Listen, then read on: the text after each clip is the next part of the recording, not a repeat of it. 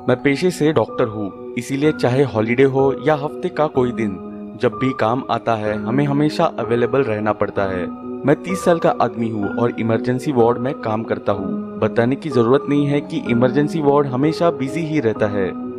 मैंने बहुत केसेस देखे हैं, भयानक एक्सीडेंट्स और सुसाइड्स के। तभी लाइफ में बहुत कम चीजें हैं जो एक्चुअली मुझे डरा सकती है, लेकिन ये एक घटना आज भी मेरे पसीने छोड़ देती है जब भी मैं इसके बारे में सोचता हूँ। वो हैलोवीन की रात थी और जब पूरा शहर सेलिब्रेट कर रहा था, मैं और मेरे कलीग्स लोगों की जान बचाने में बिजी थे, हमेशा की तरह। उस वक्त 8 बजे थे जब एक सुसाइड अटेम्प्ट की केस हमारे वार्ड में आई। मैं अपने पेशेंट का सलाइन चेंज कर रहा था जब मेरे टीम के लोग भागते हुए मेरे पास आए और कहने लगे कि उन्हें मेरी फौरन जरूरत है ऑपरेशन थिएटर में। बिना टाइम वेस्ट किए मैं तुरंत ऑपरेशन थिएटर में पहुंचा। वहां जाकर मेरे टीममेट से पता चला कि एक 28-29 साल की औरत ऑफिस के सिक्योरिटी गार्ड द्वारा भर्ती कराई गई है। उसने सुसाइड करने की कोशिश की ऑफिस के 5th फ्लोर की छत से। उसकी हालत बहुत ही नाजुक थी क्योंकि उसे सर और रीढ़ की हड्डियों पर बहुत ही चोट लगी थी। उसकी राइट आंख बुरी तरह खराब हो गई थी क्योंकि वो मुंह के बल जमीन पर गिरी थी। उसमें से बहुत ज्यादा खून बह रहा था, जो कि एक और घबराने वाली बात थी। 2 घंटे की सर्जरी के बाद हम उसकी ब्लीडिंग रोक पाए, पर उसकी हालत ठीक नहीं हुई। वैसे तो डॉक्टर्स हिम्मत छोड़ने की बात नहीं करते, पर इस बार हम श्योर नहीं थे कि वो इस हादसे से बच पाएगी। मैंने सबको बोला कि तुरंत इसकी फैमिली को इन्फॉर्म किया जाए, और प्रोटोकॉल की वजह से हमने लोकल पुलिस स्टेशन में भी इस सुसाइड केस के बारे में बता दिया। मैंने बहुत से पेशेंट्स को उम्मीद खोते हुए देखा था, उन केसेस में भी जहां कोई डरने की बात नहीं होती, पर ये औरत खतरों से लड़ रही थी। तकरीबन 11 बजे नर्स आई और उसने बताया कि उसकी पल्स नॉर्मल चल रही है, पर बहुत ज्यादा खून बहने की वजह से उसका ब्लड प्रेशर लो हो गया है। मैं उसके ब्लड पाउचेस को चेंज करने गया। उसका केबिन इमरजेंसी वार्ड के कॉरिडोर में लास्ट वाला था। हैलोवीन नाइट की वजह से बहुत लोग छुट्टी पर थे, इसलिए हॉस्पिटल थोड़ा ज्यादा शांत था। जैसे ही मैं उसके केबिन में गया, मैंने उसे वहां बेड पर पड़े जोर जोर से सांस लेते देखा। उसके ऑक्सीजन मास्क में वेपर बन रहे थे जैसे ही वो सांस छोड़ रही थी। मैंने चुपचाप उसके ब्लड बैग्स चेंज किए और मॉनिटर पर उसका हार्ट रेट चेक किया। मेरे पास कोई काम नहीं था तो मैं उसके केबिन में ही उसके काउच पर बैठ गया, उस पर नजर रखने के लिए। उसके भूरे बाल ब्लीडिंग के कारण बहुत जगह से लाल हो गए थे। मैं अपने आप में सोचने लगा कि उसके सुसाइड करने की क्या वजह हो सकती है। मैं जानना चाहता था कि हैलोवीन नाइट पर वो कहीं पार्टी करने क्यों नहीं गई। टाइम जल्दी से कट गया और मैं वहां काउच पर ही सो गया, भगवान जाने कब। आधी रात हो रही थी जब मैं किसी आवाज की वजह से अपनी नींद से उठा। जैसे ही मैंने अपनी आंख खोली, मैं बहुत हैरान हो गया। वो औरत अपने बेड पर बैठी हुई मुझे घूर रही थी। उसके चेहरे के राइट साइड में बहुत बैंडेजेस लगे थे, पर उसका आधा चेहरा ढंग से दिख रहा था। वो अपने लेफ्ट आंख से मुझे घूर रही थी। उसका ऑक्सीजन मास्क उसकी चिन पर था।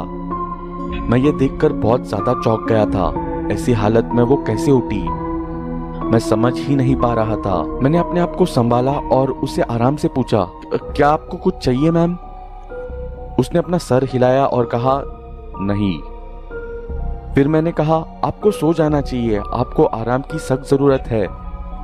उसने मुस्कुराते हुए मुझे कहा, आराम मुझे ऑलरेडी मिल रहा है, क्या आप मेरे लिए एक फेवर कर सकते हैं? उसके शब्दों का कोई मतलब नहीं बन रहा था, पर उससे वापस बेड में सुलाने के लिए मैंने कहा, जरूर बताइए। उसने दरवाजे की तरफ देखा और कहा, जब मेरे हस्बैंड आए उनसे कहना मैंने उन्हें देख लिया था और मैं उन्हें छोड़ूंगी नहीं। इस बार मुझे यकीन हो गया था कि वो हेलुसिनेट बिल्कुल नहीं कर रही थी और ये सब उसकी ऐसी हालत का नतीजा था। मैंने उसे इग्नोर किया और उसके बेड की तरफ जाने लगा। वो मुझे घूरती रही। मैं उसके पास गया और मैंने कहा, मैं आपके पति को बता दूंगा, आप प्लीज सो जाइए। उसे वापस लेटाने के बाद मैंने उसके मुंह पर वापस ऑक्सीजन मास्क लगाया।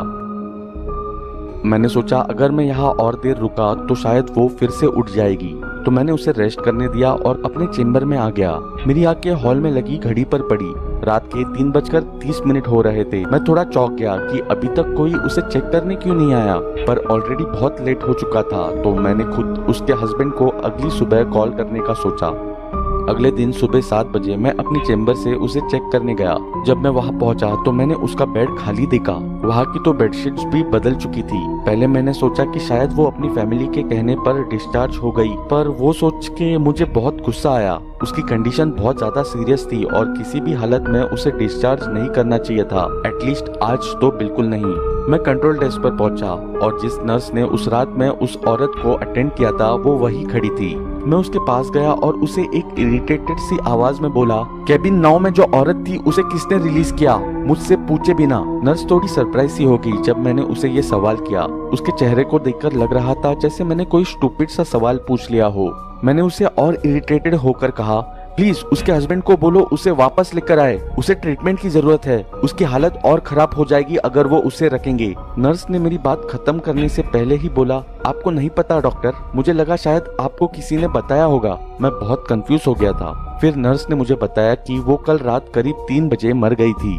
उसका हस्बैंड उसकी बॉडी ले गया था उसके क्रेमेशन के लिए। उस समय सुबह के 4:30 बज रहे थे और क्योंकि मैं लेट काम करता हूँ, वार्ड के लोगों ने सोचा मुझे उठाना ठीक नहीं रहेगा।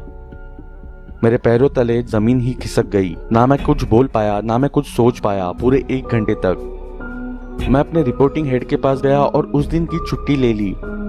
उसके बाद जब मैं घर आया मैंने अपने आप को बार बार समझाने की कोशिश की। मैं कोई सपना नहीं देख रहा था, उसने मुझसे बात की थी। मुझे उसके मुंह से निकली एक एक बात याद है, पर वो मुझसे कैसे बात कर सकती है जब वो ऑलरेडी मर चुकी थी। 1 हफ्ते के बाद न्यूज़पेपर में एक डरावनी न्यूज़ आई।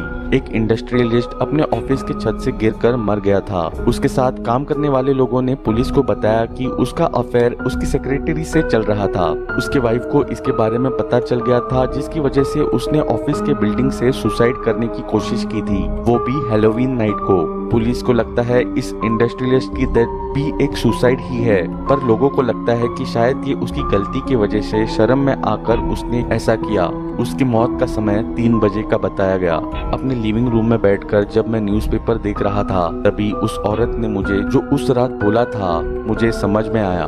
जब मैंने उसे बोला उसे रेस्ट की जरूरत है, तब उसने कहा मैं ऑलरेडी रेस्ट कर रही हूँ, और इसका मतलब वो ऑलरेडी मर चुकी थी।